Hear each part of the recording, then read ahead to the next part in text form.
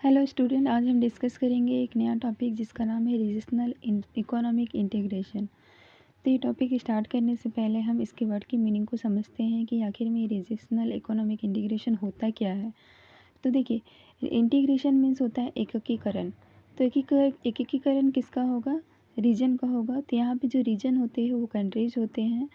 तो कुछ कंट्री मिल करके आपस में एकीकरण करते हैं। और अगर एकीकरण करते हैं तो फिर किस रीज़न से करते हैं? तो उनका एकीकरण होने का ये रीज़न होता है कि वो लोग आपस में अपना जो है इकोनॉमिक प्रोग्रेस करना चाहते हैं। तो इस वजह से इकोनॉमिक प्रोग्रेस करने के लिए वो रीजनल इकोनॉमिक इंटीग्रेशन करते हैं। ठीक है, तो रीजनल इकोनॉमिक इंटीग्रेशन में कुछ कंट्री आकर के आपस में एग्रीमेंट करते हैं कि हम लोगों के बीच में जो भी बैरियर्स होंगे वो आपका टैरिफ को लेकर के या नॉन टैरिफ को लेकर के वो बैरियर्स हम जो भी मेंबर कंट्री होगा उनके बीच से हटा दिया जाएगा और एक जो है ट्रेड जो किया जाएगा वो पूरा फ्री रहेगा। ठीक है, जो भी आपके कस्टम्स लगते हैं ये सब नहीं लगेंगे। तो ये जो मीनिंग होता है रीजनल इकोनॉमिक ट्रेड इंटीग्रेशन का। चलिए आगे बढ़ते हैं और देखते हैं कि इसका डेफिनेशन क्या कहता है। अभी देखिए, रीजनल इकोनॉमिक इंटीग्रेशन का हम डेफिनेशन पर आ गए हैं और इसमें लिखा गया है कि by regional economic integration we mean agreement among the countries in a geographic region to reduce and ultimately remove tariff and non-tariff barrier to the free flow of goods, service and factor of production between each other। जैसे कि मैंने आपको पहले बताया कि regional economic integration में जो है कुछ कंट्री आकर के आपस में मिलते हैं और वो लोग आपस में एग्रीमेंट करते हैं कि हमारे बीच में जो भी ट्रेड से लेके जो बैरियर्स है वो बैरियर को रिमूव किया जाएगा, रिड्यूस किया जाएगा और गुड सर्विस का जो भी फ्लो है वो फ्री होगा। ठीक है, साथ साथ जो फैक्टर ऑफ प्रोडक्शन है वो भी फ्री होगा। तो फैक्टर ऑफ प्रोडक्शन में आपके क्या आते हैं? लेबर आते हैं, कैपिटल आते हैं, तो ये सब भी फ्री होगा। तो यही मीनिंग होता है आपका रीजनल इकोनॉमिक इंटीग्रेशन का। अब देखिए, इसमें आता है रीजनल इकोनॉमिक इंटीग्रेशन का लेवल क्या क्या होता है। तो अगर हम लेवल्स की बात करें तो इसमें जो है 5 लेवल होते हैं। एक होते हैं फ्री ट्रेड एरिया, सेकंड होते हैं कस्टम यूनियन, थर्ड होता है कॉमन मार्केट, फोर्थ होता है economic union and next political union. तो इसको हम समझते हैं वन बाय वन ये होता क्या है।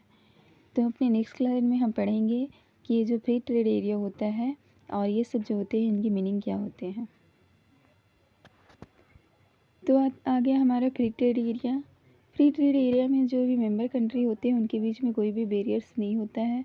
और अगर वो लोग बाहर अदर कंट्री के साथ अगर वो लोग अपना बिजनेस करना चाहते हैं तो उसके लिए वो लोग अपना जो है ट्रेड पॉलिसी निकालते हैं कि नॉन मेंबर के साथ कैसा हम लोग बिजनेस करेंगे और उनका पॉलिसी क्या होगा। तो इसके अंदर में आते हैं आपका NAFTA, IPTA and SAPTA. NAFTA जो हो गया आपका north American free trade agreement, IPTA European free trade association and SAPTA south Asian free trade area. तो आपका जो नाफ्टा होते हैं इसमें कनाडा हो गया, अमेरिका हो गया, मेक्सिको हो गया, ऐसे करके कंट्री आते हैं। ठीक है, वैसे ही आपका इप्टे एंड सप्टा में भी आते हैं कुछ कंट्री। नेक्स्ट हम आगे बढ़ते हैं। नेक्स्ट आता है आपका कस्टम यूनियन। कस्टम यूनियन में क्या होते हैं, जो भी मेंबर कंट्री होते हैं उनके बीच में कोई बैरियर नहीं होता है। इसमें और एक अलग बात होता है कि पहला तो जो कंडीशन है वो तो फ्री ट्रेड एरिया के साथ सेम रहता है, लेकिन दूसरा जो कंडीशन है ये जो नॉन मेंबर कंट्री होती है उनके साथ अगर उनको ट्रेड करना है तो उसके लिए कॉमन ट्रेड पॉलिसी अपनाते हैं। ठीक है, तो यहाँ पर कस्टम यूनियन में अगर नॉन मेंबर के साथ वो लोग ट्रेड करना चाहते हैं तो कॉमन ट्रेड पॉलिसी को अपनाते हैं। एग्जाम्पल में इसका यूरोपियन यूनियन। कॉमन मार्केट में आपके जो भी कस्टम यूनियन के जो फीचर्स है वो रहते हैं। मीन्स इसमें जो मेंबर एरिया है, मेंबर कंट्री है, उनके बीच में जो ट्रेड होगा वो फ्री होगा।